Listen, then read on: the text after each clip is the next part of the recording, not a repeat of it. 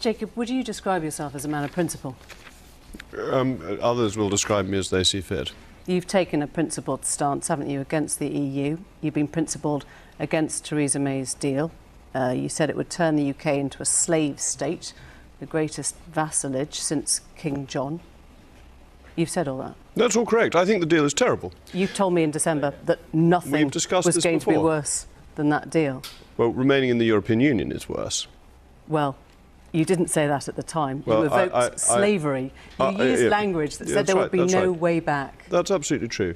The deal is a bad deal. We pay £39 billion for nothing. We retain for 21 months the slave state that you refer to. And we have an Irish backstop that has no specific end date. This is a bad deal, but it is legally out of the European Union.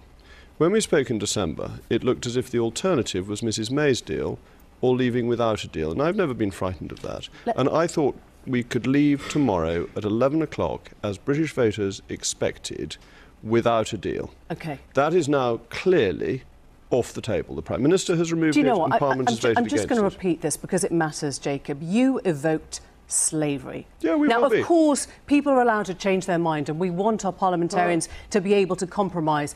But you didn't say, well, I'm not quite sure. No, you said it would turn the UK into a slave state, and then you consider voting for it. For 21 months, our laws under this deal will be made without us having any say over it. That is true. So you are going to sign up to something that will put the UK into a slave state? Well, after 21 months, that will end. You whipped up hatred and fear with language like that. You know what it's like to face No, frankly, abuse. I didn't. That's simply not true. That if anyone's whipping up hatred, it's the BBC, who compared the ERG just last week to the National Front in France. If we're getting silly language, it's from the BBC. I'm sorry, if you're following Did not the BBC say that? This deal is going to turn us into a slave state. So what do they say now? They say it's a bad deal.